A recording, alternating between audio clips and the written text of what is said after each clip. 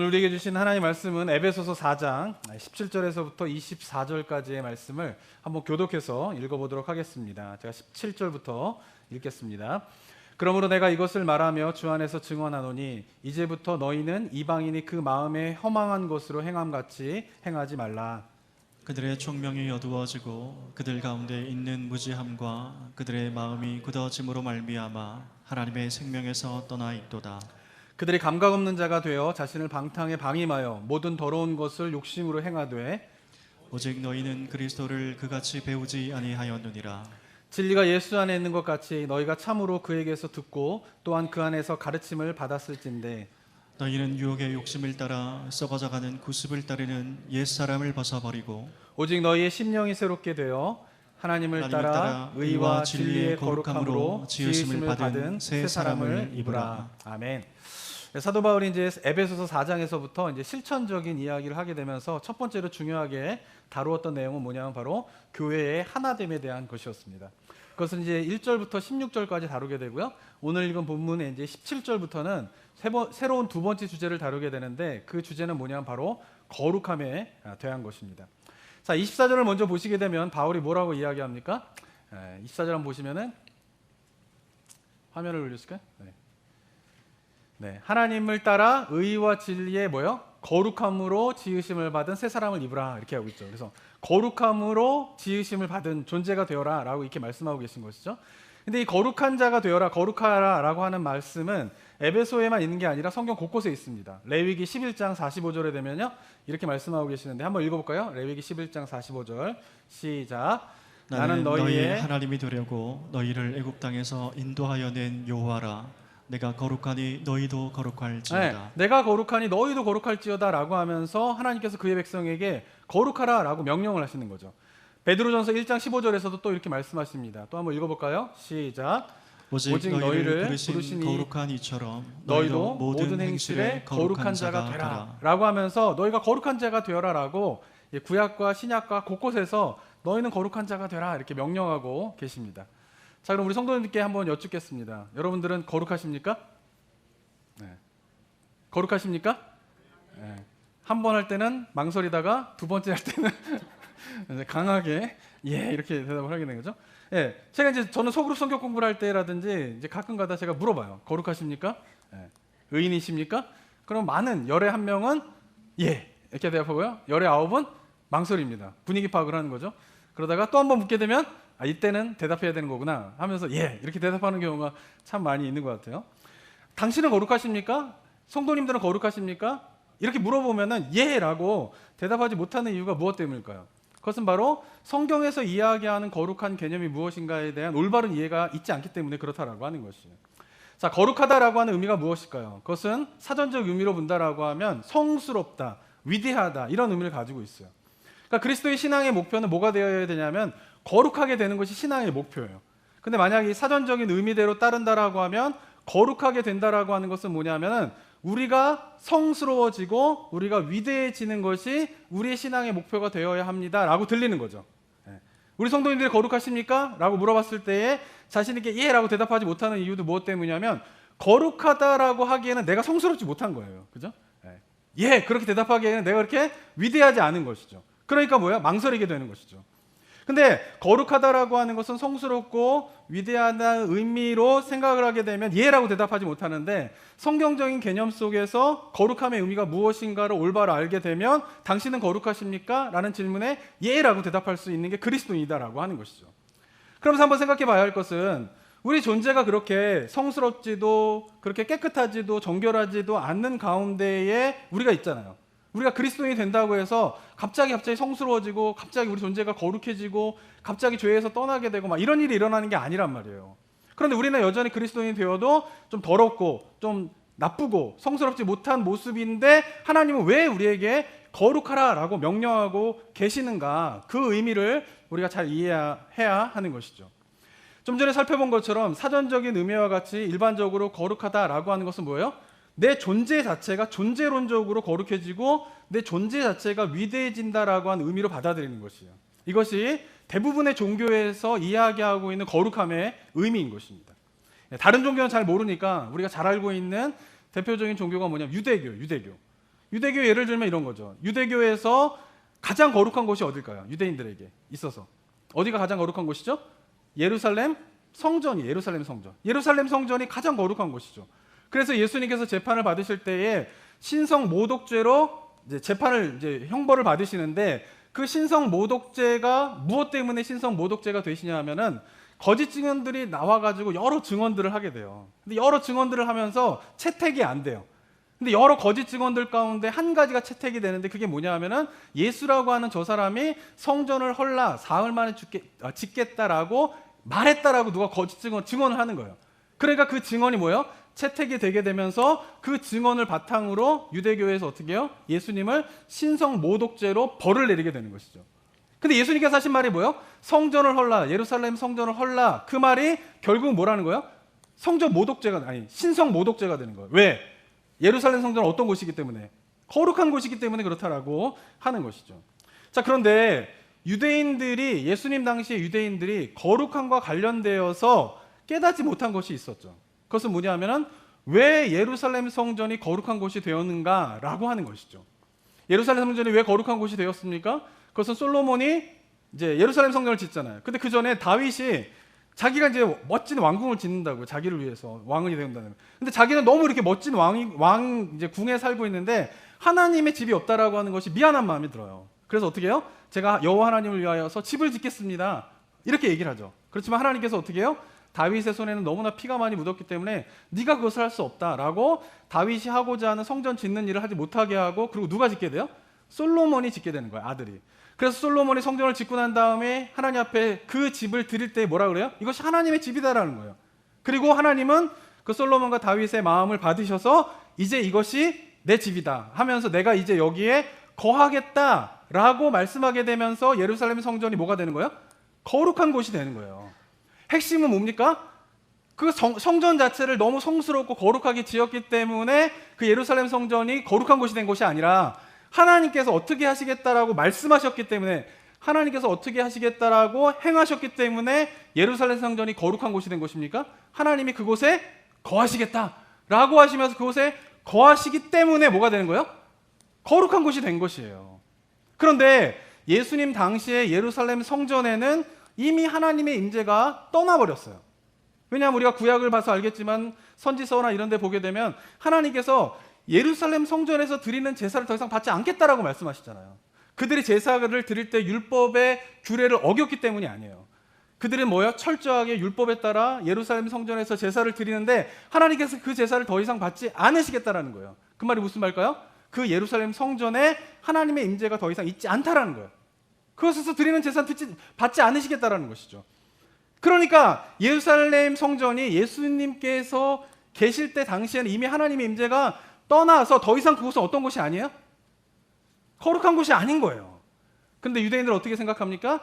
솔로몬 때부터 거룩한 곳이었기 때문에 하나님의 임재가 있던 없던 상관없이 그 성전 자체가 존재론적으로 거룩한 곳이다라고 생각을 하면서 예수님 당시의 때까지 그 예루살렘 성전을 거룩한 곳이다라고 생각했다라고 하는 것이죠. 그들이 생각한 거룩이 뭡니까?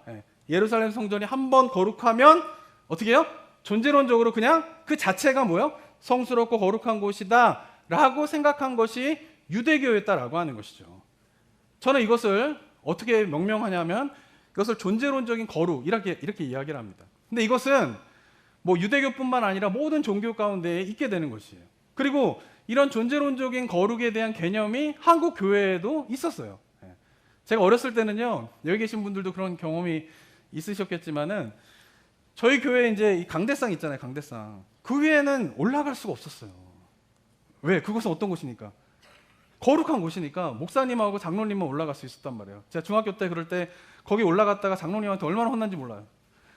거기 올라갈 때는 또 뭐예요? 그냥 신발도 신으면 안 돼요. 거기 올라갈 때만 신는 신발이 있어요. 다 그 신발을 신고 올라와야 되고 그것은 거룩한 곳이에요. 그래서 제가 중고등학교 이럴 때 저희 때는 문학의 밤 이런 게 있었거든요. 근데 문학의 밤 같은 거 막 발표를 하잖아요. 막 사람들 다 초대해가지고 막 발표하고 그러잖아요. 그럼 강대상 위에서 높은 강대상 위에서 하면 얼마나 잘 보여요. 근데 그 위에서 못하게 해요. 그래서 어떻게 해요? 강대상 앞에다가 무대를 또 설치해요. 힘들게. 그래가지고 무대 위에서 막 또 이렇게 막 뭐 시도 읽고 뭐 연기도 하고 막 이러면서 이제 문학의 밤을 했던 기억이 있는데 왜 그러느냐 하면은 거기는 뭐야? 아무도 올라갈 수 없는 곳이에요. 거룩한 곳이니까. 아이러니컬하죠? 예배당 같은 예배당인데 여기는 거룩한 곳이고 여기는 뭐예요? 그러니까 뭐예요 여기가? 그 존재론적으로 그 자체가 굉장히 거룩하다라고 생각하는 개념이 한국 기독교 내에서도 굉장히 있었다라고 하는 것이죠. 그런데 이렇게 존재론적인 개념으로 이해하는 것은 성경에서 이야기하는 거룩함의 올바른 이해가 아니다라고 하는 것이죠. 왜냐하면 기독교 내에서나 다른 종교에서 이렇게 존재론적으로 거룩한 것을 생각하게 될 때에 참된 거룩함에 이르지 못하는 것이에요. 왜냐하면 성경에서 이야기하는 거룩함은 뭐예요? 전적으로 하나님에게 달려있는 거예요. 하나님께서 계신다 그러면 아무리 더럽고 아무리 추한 곳이다라고 해도 그것은 뭐가 되는 거야? 거룩한 곳이 되는 거예요. 아무리 화려하고 보기에 성스럽게 보인다 할지라도 그곳에 하나님이 계시지 않겠다 그러면 어떻게 되는 거예요? 그곳은 거룩한 곳이 되지 않는 거예요. 우리도 마찬가지죠. 우리의 모습이 너무나 추악하고 더러웠지만 하나님께서 어떻게 해요? 너는 거룩하다 선언하시면 뭐가 되는 거예요? 거룩한 존재가 되는 거예요. 근데 너무나 그럴듯하고 경건의 모습이 있고 아름답고 그렇다 손 치더라도 만약에 하나님께서 너는 거룩하지 않다라고 선언하면 어떻게 되는 거예요? 거룩하지 않게 되는 거죠. 그러니까 전적으로 성경에서 이야기하는 거룩은 뭐예요? 하나님이 계시는가 안 계시는가의 여부인 거예요. 그래도 하나님께서 그것을 거룩하다라고 선언했는가 안 했는가의 여부가 거룩함의 중요한 포인트가 된다라고 하는 것이죠. 그래서 저는 이런 개념을 뭐라고 제가 정의하냐면은 선언적인 거룩이다라고 이제 하는 것이죠. 그러니까 우리가 예수님을 믿으면 어떻게 돼요? 우리 존재가 갑자기 성스러워지고 거룩해지기 때문에 하나님 우리를 거룩하다 이렇게 얘기하시는 게 아닌 거예요. 물론 천주교는 약간 그런 개념이 있습니다. 이렇게 세례를 받으면 어떻게 해요? 세례를 받는 그 순간에 내가 성스러워지는 거죠. 중세 때 그런 것이죠. 근데 그게 아니라는 거예요. 어떻게 해요? 예수님을 믿어도 우리는 어떻게 해요? 존재 자체로 보면 거룩하지 않은 거예요. 성스럽지 않은 거예요. 그런데 우리가 예수 그리스도를 믿으면 그 믿음을 보시고 하나님께서 우리를 뭐라고 선언하세요? 거룩하다, 의롭다, 하나님께서 선언하시니까 우리가 뭐가 되는 거예요? 거룩한 존재가 되는 거예요. 그것이 뭐예요? 하나님의 선언적인 거룩이다라고 볼 수가 있는 것입니다. 그렇기 때문에 제가 서두에 질문드린 우리 성도님들은 거룩하십니까? 라고 하는 질문을 이 선언적인 거룩의 개념으로 바꾸어서 말을 해본다라고 하면 어떻게 질문하는 것이냐 하면은 우리 성도님들을 하나님께서 거룩하다라고 선언하셨습니까? 라고 질문을 드리는 거예요. 여러분들을 하나님께서 거룩하다라고 선언하셨습니까? 이것도 자신이 없어요? 네. 다시 바꿔을 하면 여러분 안에 하나님이 계십니까? 라고 물어보는 거예요. 여러분 안에 하나님이 계십니까? 이 자신 있게 여기 할 수 있어야 돼요. 제가 늘 말씀드리지만은 하나님이 내 안에 계시는가 안 계시는가가 이게 불확실하면은 그 다음 단계로 못 넘어가요. 우리 성도님들이 신앙생활 하실 때에 그냥 신앙생활 하실 게 아니라 내 안에 하나님이 계시는가 아닌가에 대한 질문에 내가 확실하게 예라고 대답할 수 있는지를 한번 확인하셔야 돼요. 만약 여기에 대해서 자신이 없다? 그럼 여기를 풀으셔야 돼요. 풀으셔야 돼요. 왜 내가 하나님 안에서 하나님이 내 안에 계신다라고 하는 것을 확실하지 못하는가? 그리고 나는 그것을 왜 경험하지 못하는가? 그래서 경험하기 위해서 나는 무엇을 해야 되는가에 대한 신앙의 질문들을 던지셔야 돼요. 그러면서 어떻게 해요? 내 안에 하나님이 계신다. 임마누엘 되신 하나님이 나와 함께 하신다. 라고 하는 거에 대한 신앙의 확실성이 밑바닥에 깔려있지 않으면 그 다음 단계로 절대 넘어갈 수가 없어요. 저는 바라기는 우리 성도님들이 누군가 여러분에게 하나님이 여러분 안에 계십니까? 라고 질문한다면 예! 라고 자신 있게 대답할 수 있는 우리 성도님 되시길 바랍니다. 근데 그 이유가 무엇 때문이에요? 내가 존재론적으로 거룩해지고 성스럽기 때문에 예! 라고 대답하는 게 아니에요. 내 존재론적으로 보면 여전히 부족하죠. 여전히 죄 가운데 있죠. 여전히 성스럽지 않고 여전히 불경건하고 그런 모습들이 있는 거예요. 그런데 놀라운 것은 뭐냐면은 예수 그리스도를 믿는 믿음이 내 안에 있는데 그 믿음을 보시고 하나님께서 우리를 어떻게 해요? 거룩하다 선언해 주시는 거예요. 그리고 이 선언이 중요한 이유가 뭐냐면 하나님께서 우리를 거룩하다 선언해 주셔야 하나님과의 관계가 열리게 되고 하나님과 관계가 열려야 그 하나님이 우리 안에 거하시게 되는 거예요. 그리고 우리 안에 하나님의 거하시는 그 하나님의 거하심이 거룩하냐 안 거룩하냐의 중요한 기준이 된다는 거예요. 거하시면 내 모습이 어떤지 상관없이 나는 뭐가 되는 거예요? 거룩한 자가 되는 거예요. 근데 그렇지 않으면 하나님의 임재가 없으면 하나님이 내 안에 계시지 않으면 나는 아무리 겉으로 무엇인가 선을 행하고 착한 일을 하고 내가 무슨 수행을 하고 돌을 닦는다 할지라도 그 모습은 결코 거룩한 모습이 될 수 없다라고 하는 사실을 기억하는 저와 여러분이 되었으면 좋겠습니다. 그래서 우리 성도님들이 그 존재 자체는 거룩하지 못한 자이지만 그러나 예수님을 믿는 믿음만 보시고 거룩하게 선언을 해주시는 하나님의 그 거룩한 선언적인 거룩함의 의미가 무엇인가를 잘 깨달아야 돼요. 하나님께서 왜 그 일을 행하시는가? 왜 예수님을 믿는 믿음만 보시고 그 존재 자체는 성스럽지 못한 자들 가운데에 하나님이 계시겠다고 하시는가? 그 의미를 우리가 잘 알아야 되는 것이죠. 이유는 무엇 때문이냐면은 거룩하신 하나님이 계셔야 죄된 인간이 존재론적으로 거룩해질 수 있는 거예요. 하나님의 거룩함에 대한 선언이 있어야 어떻게 해요? 우리가 존재론적으로 거룩해질 수 있는 것이에요. 그러니까 성경이 말하는 거룩함은 선언적인 거룩함에서 시작이 되는 것이죠. 죄된 인간이 스스로 존재론적으로 거룩할 수 없기 때문에 하나님이 먼저 거룩하다 선언해 주시고 그 선언을 받은 자 가운데에 거룩하신 하나님이 거하시게 되면 어떻게 해요? 그 다음에 우리가 존재론적으로 거룩해지게 되는 일들이 일어나게 된다라고 하는 것입니다. 이런 거룩의 과정들을 우리가 잘 알고 있어야지 이 기독교가 다른 종교와 무슨 차이가 있는가도 알 수 있는 것이죠. 모든 종교가 추구하는 게 뭡니까? 존재론적으로 거룩해지는 것을 모든 종교가 다 추구하는 것이에요. 그래서 어떻게 해요? 규율을 정해놓고 이건 하지 말아라, 이건 해라, 열심히 따라라 하는 거죠. 선을 행해라, 착한 일을 해라, 나쁜 일을 하지 말아라, 막 이렇게 노력을 하는 거예요. 뿐만 아니라 어떻게 해요? 수행을 쌓는 거죠. 마음에 있는 욕심과 탐심과 이런 것들을 다 제거해버리고 고결하고 순결한 상태로 계속 유지하는 것. 그러면서 뭐가 되는 거예요? 존재론적으로 거룩해지고 존재론적으로 깨끗해지고 존재론적으로 성스러워지게 되는 것이 모든 종교가 추구하게 되는 거예요. 근데 아이러니컬한 것은 뭐예요? 그렇게 존재론적으로 아무리 노력한다 할지라도 그렇게 되지 않는다라는 거죠.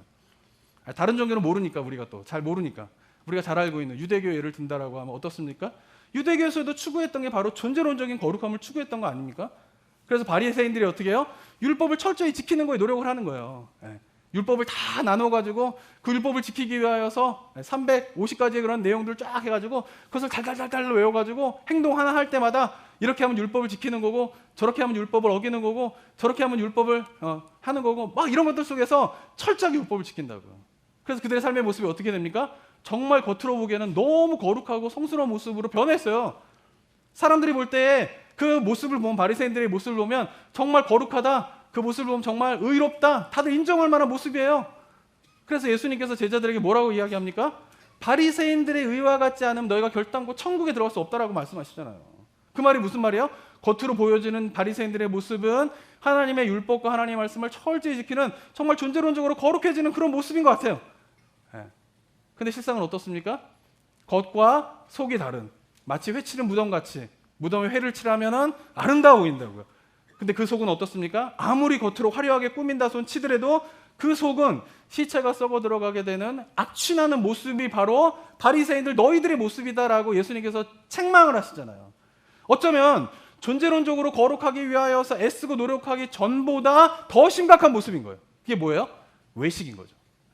그냥 죄를 범하는 것보다 더 심각한 모습은 뭐냐면은 외식인 거예요. 겉으로는 그렇지 않은 척 하지만 속으로는 어떻게 해요? 전혀 다른 모습으로 살아가게 되는 심각한 죄 가운데 빠지게 되는데 그 이유가 무엇 때문이냐면 존재론적인 거룩함을 향하여서 노력하고 애쓰지 않았기 때문이 아니라 그 존재론적인 거룩으로 나아가기 위해서는 하나님의 먼저 선언적인 거룩이 있어야지만이 그 존재론적인 거룩으로 나아갈 수 있는데 유대인들은 뭐예요? 그 존재론적인 거룩으로 나아갈 때 선언적인 거룩함을 망각한 채 뭐예요? 자신의 힘과 노력으로 율법을 지키고 마음을 정결하게 하고 하는 방법으로 나아가려고 했기 때문에 결국은 그들은 존재론적인 거룩에 도달할 수 없다라고 하는 것이에요. 그래서 다른 종교에는 구원이 있을 수가 없는 거예요. 왜?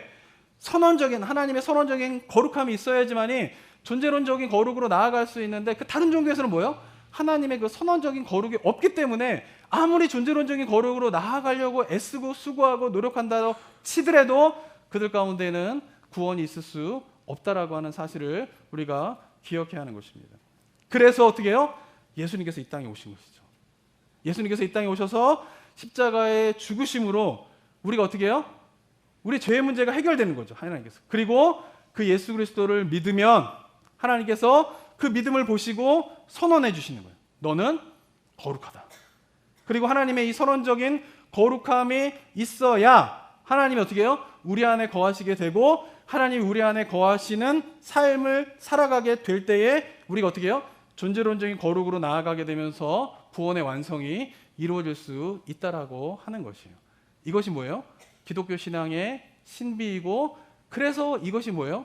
기쁜 소식, 복음이 된다라고 하는 사실을 우리 성도님들이 잘 기억해야 할 것입니다. 그런데 이런 거룩함에 대한 성경적인 개념들을 잘 이해하지 못하니까 이제 둘 중에 하나로 치중하게 되는 것이죠.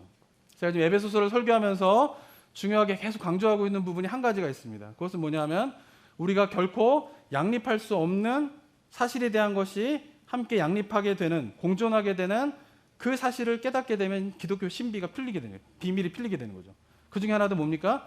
이 존재론적인 거룩과 선언적인 거룩에 대해서 지금 신앙생활하는 거 보면 둘 중에 하나에 치우쳐 있어요.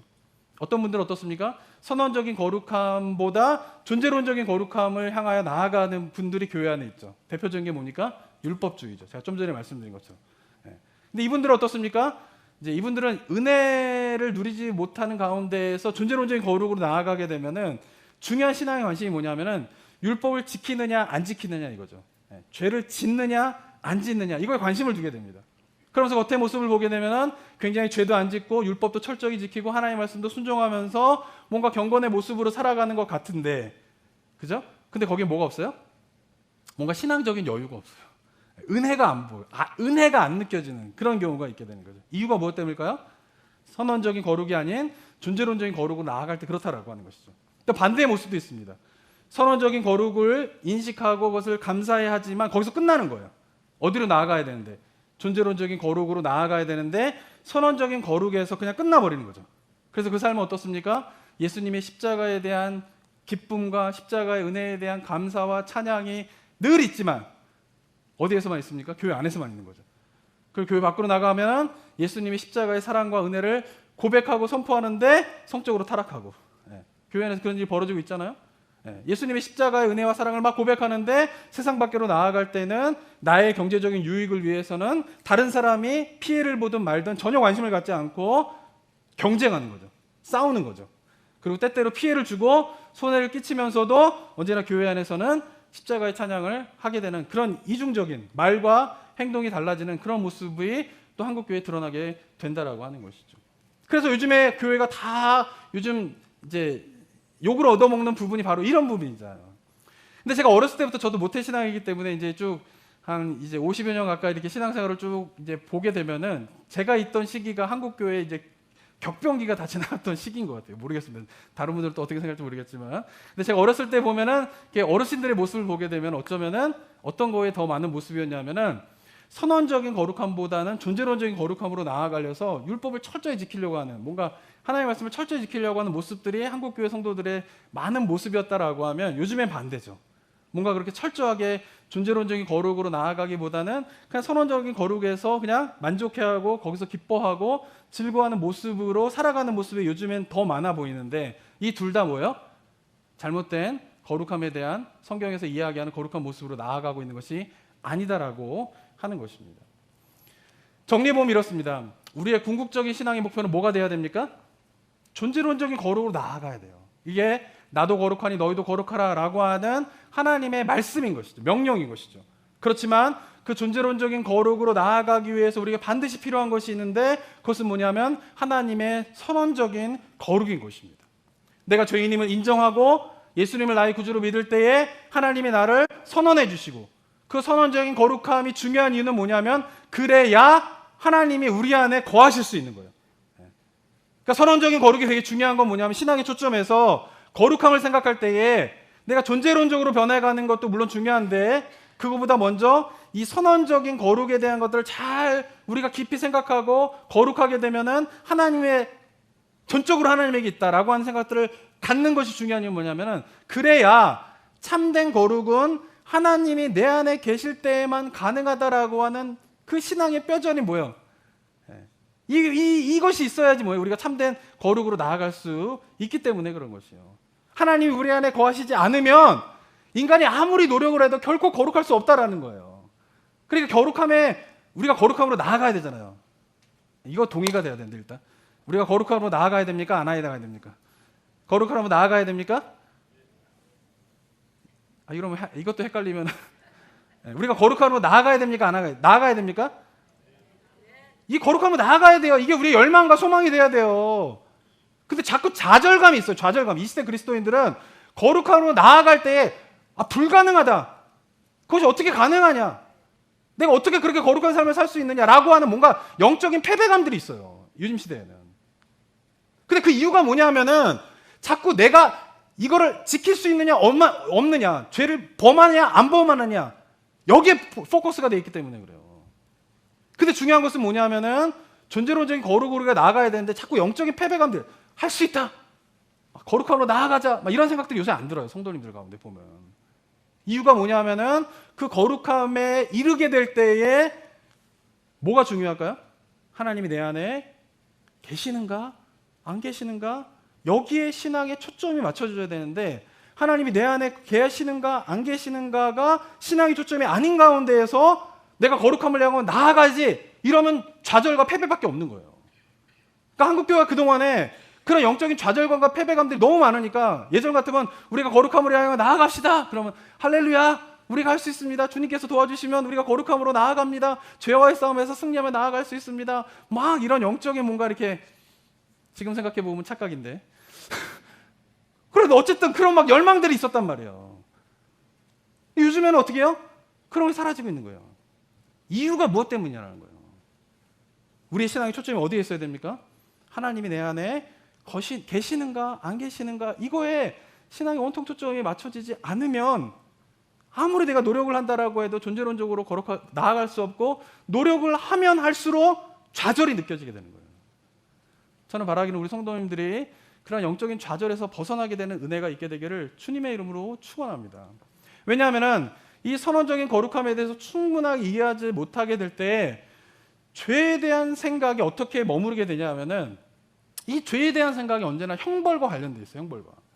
그러니까 하나님이 내 안에 계시는가 안 계신가, 하나님이 계시면 거룩하고 계시지 않으면 거룩하지 않다라고 하는 이 선언적인 거룩함에 대한 것에 온통 거기에 신앙의 관심들이 있지 않으면은, 회개를 하면서도 신앙의 관심이 뭐냐면은 이 죄로 인하여서 하나님에게 벌을 받게 될까 말게 될까, 이게 되게 중요하게 돼요.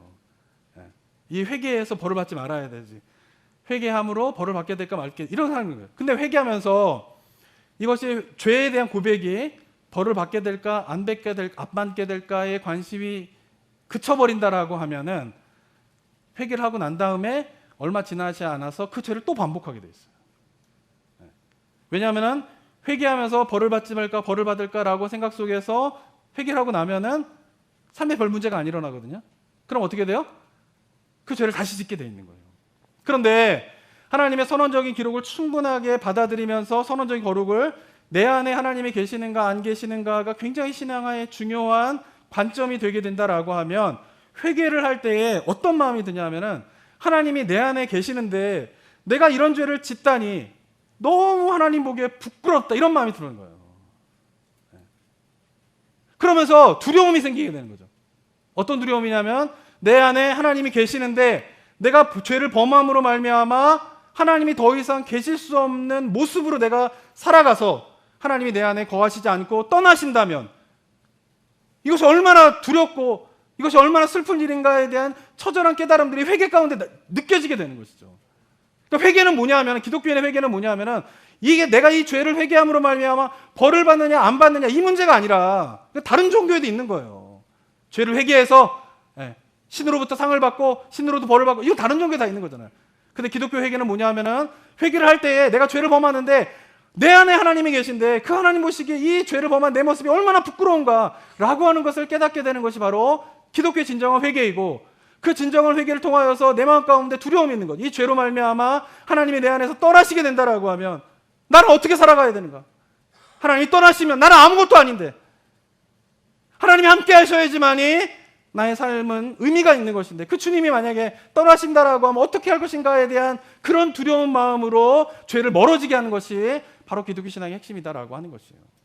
마치 어린아이 모습과 같은 거죠. 제가 지난 2주 동안 말씀을 드렸지만, 어린아이들은요, 뭐 잘못을 범하면요, 제일 첫 번째로 떠오르는 생각이 뭘까요? 이걸로 인하여서 엄마한테 혼날까 안 혼날까, 이게 중요해요. 어린아이들은 그런 거예요. 자기가 이것을 해서 엄마한테 혼날까 안 혼날까, 이게 중요하죠. 만약에 혼나지 않으면 오케이, 혼나면 죄송합니다, 잘못했습니다 이러다가 좀 지나고 나면 또 어떻게 해요? 똑같은 잘못을 범하는 거예요. 그죠? 그럼 만약에 내가 그것을 했는데 엄마가 혼내지 않아, 그럼 어떻게 돼요? 안도감. 내가 그것을 죄를 짓는 것이, 그 잘못을 하는 것이 부끄럽냐 안 부끄럽냐, 이거는 어린애들한테 중요하지 않아요. 혼이 나느냐 안 오느냐는 거죠. 근데 그런 아이들이 성장하게 되고 자라게 되면은 어떤 일이 있게 됩니까? 부모님이 혼났느냐, 이거 가지고 벌을 내리느냐 아니냐가 중요한 게 아니라, 내가 이 나이가 되어가지고 내가 여전히 이런 일을 행하고 있고 여전히 이런 모습이 있다는 게 참으로 부끄럽구나라고 생각하게 되는 게 뭐예요? 아이의 성숙함이잖아요.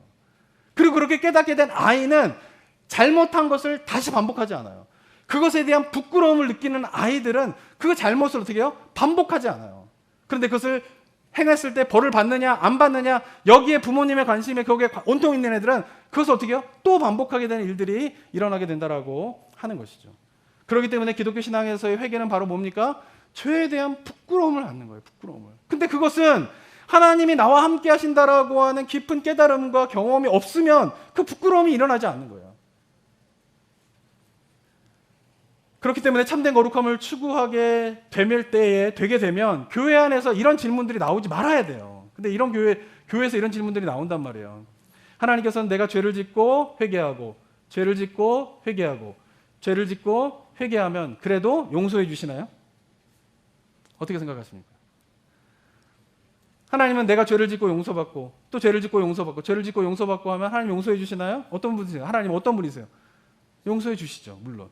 그런데 선언적인 거룩함이 중요한 사람은, 다시 말하면 하나님이 나와 함께 하시는가 아닌가가 신앙에 굉장히 중요한 사람이라면, 우리가 회개하면 모든 죄를 용서해 주시는 하나님이다 하더라도 그 하나님 앞에서 반복적으로 죄를 짓는 삶에서 떠나가게 된다는 것입니다.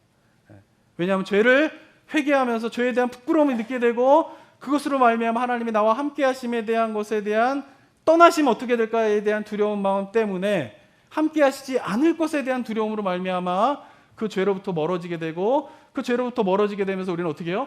존재론적으로 거룩해지는 그런 모습으로 나아가게 되는 것이 바로 기독교의 신앙인 것을 기억해 가시기 바랍니다.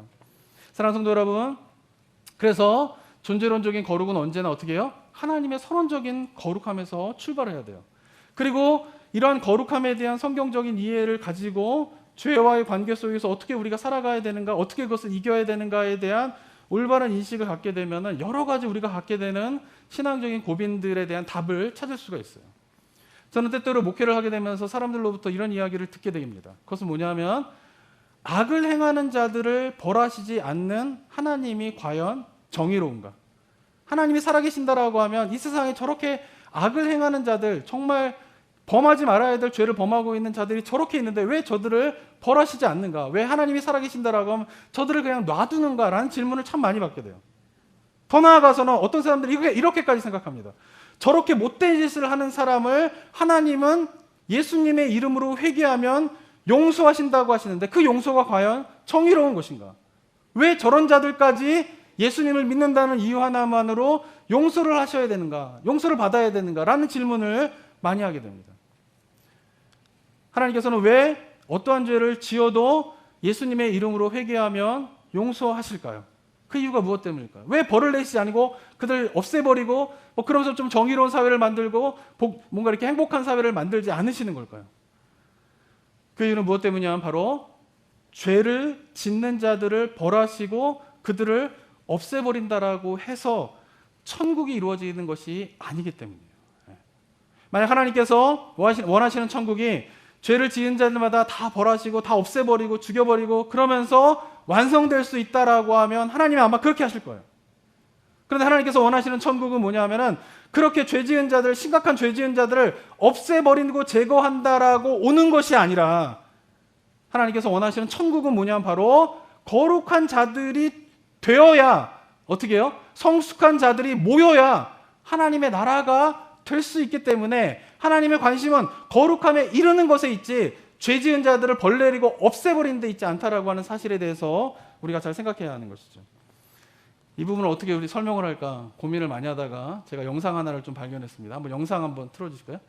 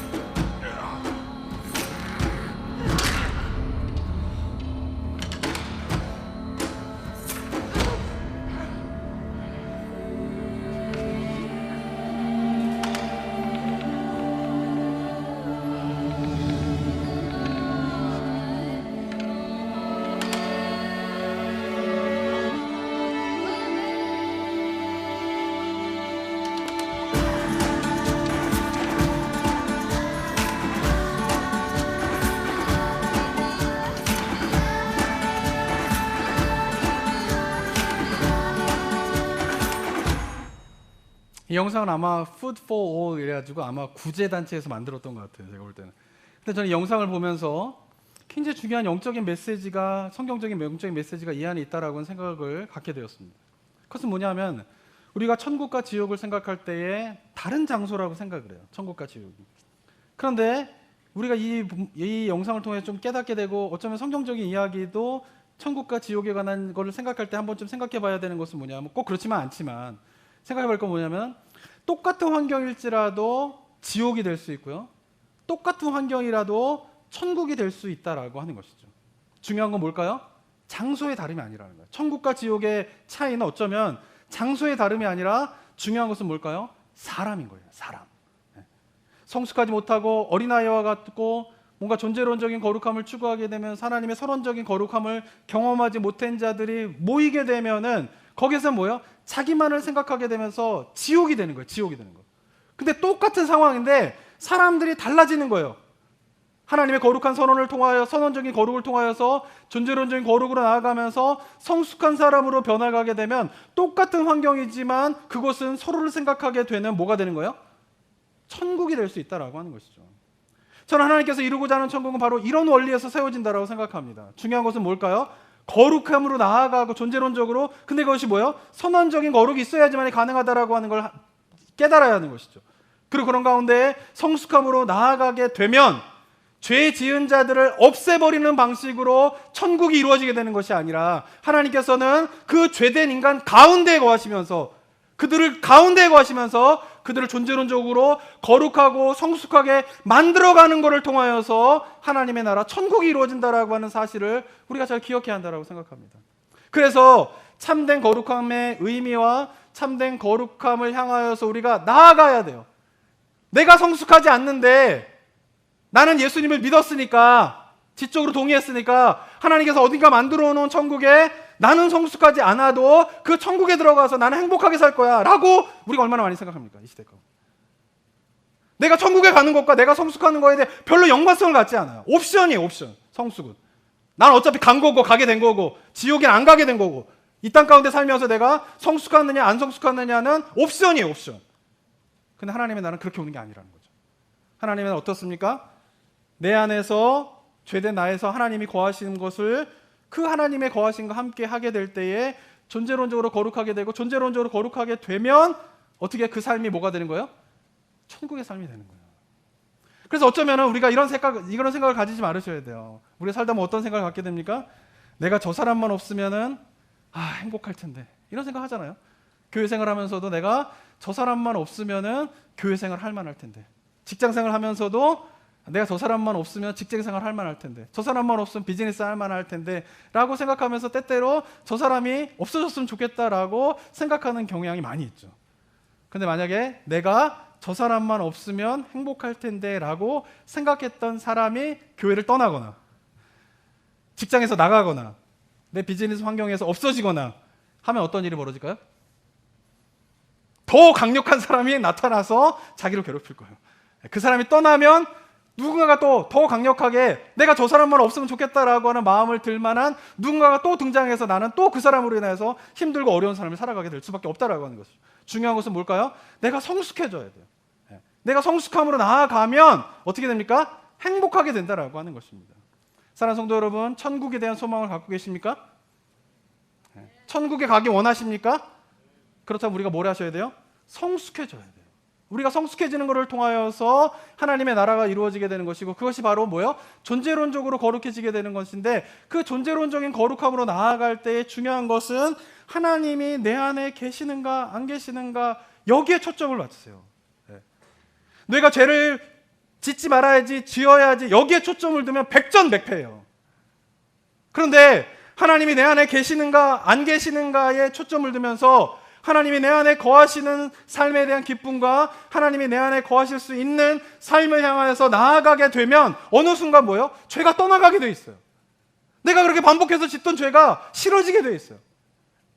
하나님이 나와 함께 하심에 대한 기쁨과 하나님이 나와 함께 하심에 대한 것에 대한 그 의미를 깊이 깨닫게 되면 그 죄를 범함으로 말미암아 하나님의 임재와 하나님의 함께 하심이 멀어지게 되고, 심지어는 거기서 나의 삶에서 떠나게 된다라고 한 두려움 속에서 그 죄로부터 멀어지게 되는 삶을 살아가게 되면서 우리는 존재론적인 거룩함과 성숙함에 이르게 되면서 우리의 삶이 이 땅에서 하나님의 나라를 이루게 되는 은혜가 우리 성도님들 삶 가운데 일어나게 될 줄을 믿습니다. 그런 삶을 향하여서, 그 거룩함을 향하여서 나아가는 우리 성도님 되시기를 주님의 이름으로 축원합니다. 사랑과 은혜가 충만하신 하나님 아버지, 이 땅에 예수 그리스도가 오셔서 십자가의 죽으심으로 말미암아 우리를 거룩하다 선언하신 하나님의 그 선언의 의미가 어떤 것인가를 우리가 온전히 깨달아 우리 삶 속에서 그 하나님의 선언으로 말미암아 우리와 함께 하시고 우리 안에 거하기 원하시는 하나님의 마음을 깨달아 그 주님과 동행하는 삶의 모습이 우리 성도님들의 삶의 모습 되게 하여 주시옵소서.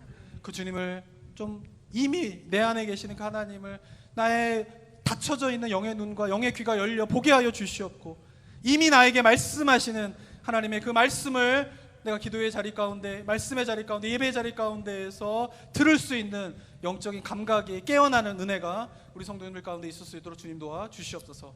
그래서 어디에 있든지 간에 무엇을 하든지 간에 나와 함께 하시는 그 하나님의 동행하심이 나의 삶의 기쁨이 되고 나의 삶의 이유가 되게 되면서 어느덧 나도 모르는 가운데 주님을 닮아가게 되고 나도 모르는 가운데 존재론적인 거룩으로 나아가게 되면서 내 삶 가운데에서 더 이상 죄가 멀어지게 되고 죄가 떠나가게 되면서 하나님이 거룩한 것처럼 너도 거룩하라 라고 하는 그 주님의 말씀 앞에 내가 자신 있게 나의 능과 나의 힘 때문이 아니라 하나님이 나를 선언하셨기 때문에, 거룩하다 선언하셨기 때문에 그 하나님의 존전 앞에 자신 있게 설 수 있는 그 은혜의 삶이 우리 성도님들의 삶의 모습 될 수 있도록 주님 지켜보아 주시옵소서.